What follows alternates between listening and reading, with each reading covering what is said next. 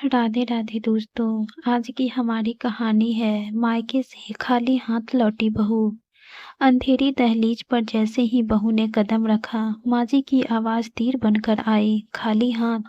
मायके से कुछ लाने की औकात भी नहीं रही। दरवाजा अभी पूरा खुला भी नहीं था कि ताने घर में फैल गए।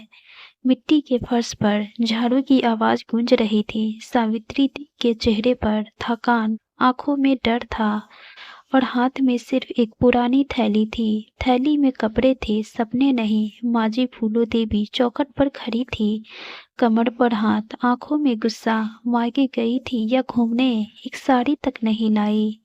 सावित्री ने धीमी आवाज में कहा, माजी, बाबूजी बीमार हैं, घर में हालात ठीक नहीं है।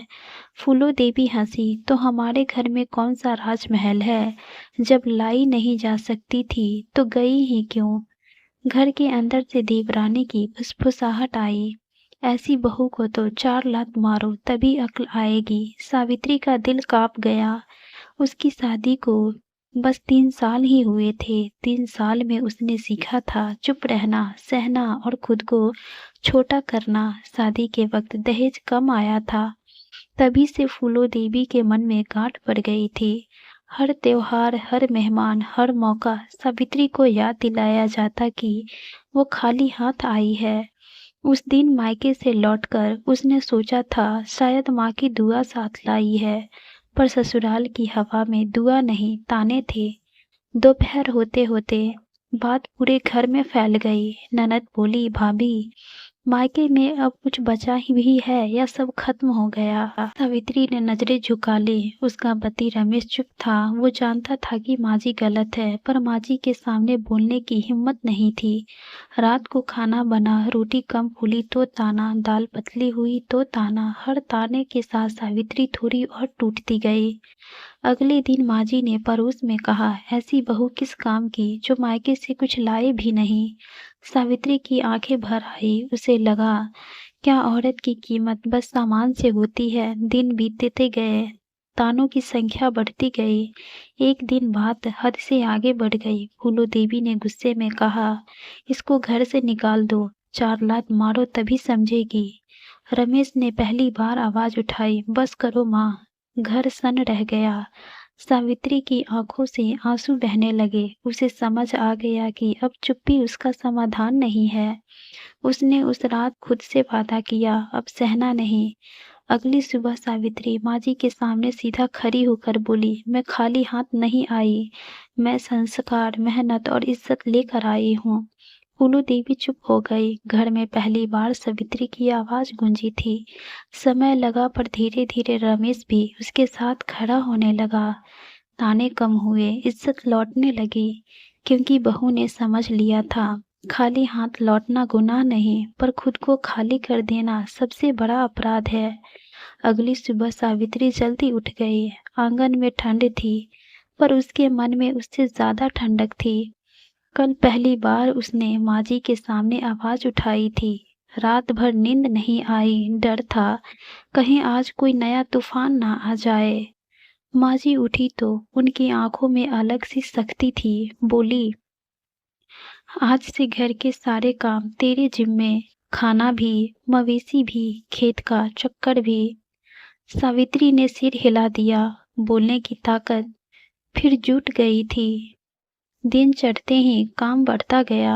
हाथ में छाले पड़ गए, पीठ दर्द से झुक गई, फिर भी उसने कुछ नहीं कहा। दोपहर को ननद आई, हंसते हुए बोली, भाभी, मायके से खाली हाथ आई हो तो यहाँ मेहनत से भर देना। सावित्री का दिल बैठ गया। शाम को रमेश घर लौटा तो सावित्री की हालत देखी तो कुछ पिघला। पूछा, इतना काम क्यों करती हो तुम? माजी बीच में बोल पड़ी, इसका मायका गरीब है तो इसे भी गरीबी समझनी चाहिए ना।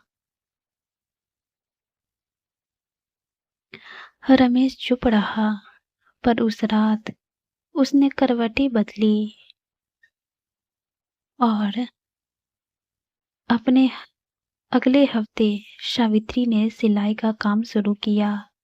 गांव की औरतें कपड़े लाने लगी, थोड़े पैसे भी आने लगे। माँ जी ने फिर से ताना मारा, अब कमाने भी लगी तो सिर चढ़ गया है क्या? काम कौन करेगा? सावित्री ने शांत स्वर में कहा, घर के लिए ही तो कमा रही हूँ माँ जी। धीरे धीरे घर का कर्ज उसी से चलने लगा। माँ जी की आवाज भी अब धीमी होने लगी थी। एक दिन बाबूजी बहुत ही ज्यादा बीमार पड़े, पैसे की जरूरत पड़ी। सावित्री ने अपनी जमा पूंजी सारी निकाल दी। माँ जी की आंखें पहली बार झुक गई थी। गांव में बात फैल गई, बहू खाली हाथ आई थी, पर घर भर दिया अब इसने। रमेश भी अब उसके साथ खड़ा हो गया था। एक शाम माँ जी ने धीमे से कहा, गलती हो गई बहू, माफ कर दे। सावित्री की आंखें भर आई थी उस दिन, और उसने कहा, उसी दिन उसे समझ आया, इज्जत मांगने से नहीं बल्कि खुद खड़े होने से मिलती है।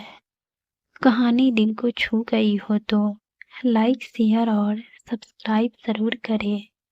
आपके हिसाब से क्या बहू की इज्जत मायके से लाई चीजों से तय होनी चाहिए या उसके संस्कार और मेहनत से?